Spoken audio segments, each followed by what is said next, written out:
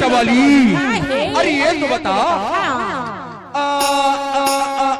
ये तोर हाथ के कंगना ला कहाँ ला ले हाथ? डीजे समीर तो गौरेला में ले आए गौरेला में ले हाथ।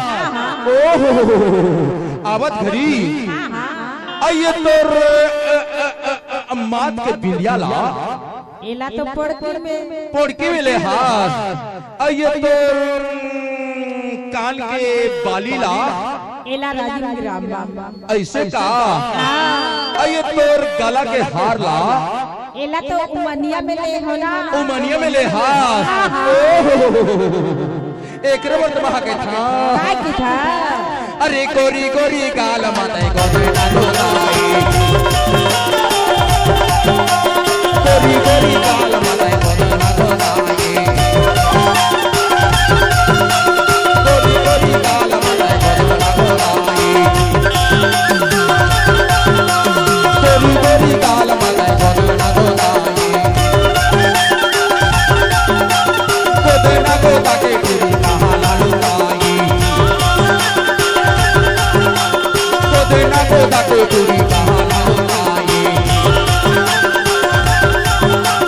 गोदना गोदा के पूरी कहा लालू ताई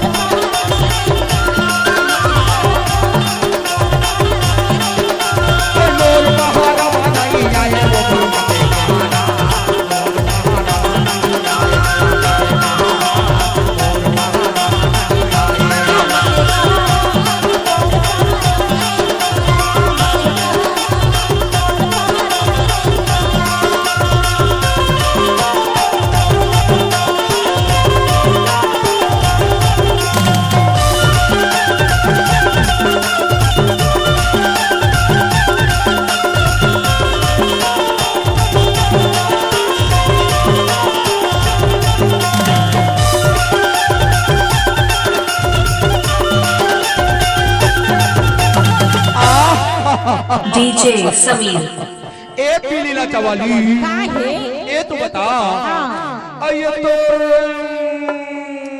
कमर के करधनिया ला कहाँ ला ले हाथ? एला हाँ एला तो वहाँ ननखान में ले हो ये बता ये तो नाक के फुल्ली ला एला राजीव ग्राम में ऐसे का।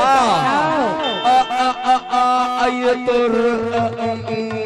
कमर के करधनिया लगते कहाँ ला ले एला बहा डिंडोरी में ले रहे हो डिंडोरी में ले हाथ वहाँ तक पहुँच गई। एक रबर तो वहाँ के था मातारी बैठ के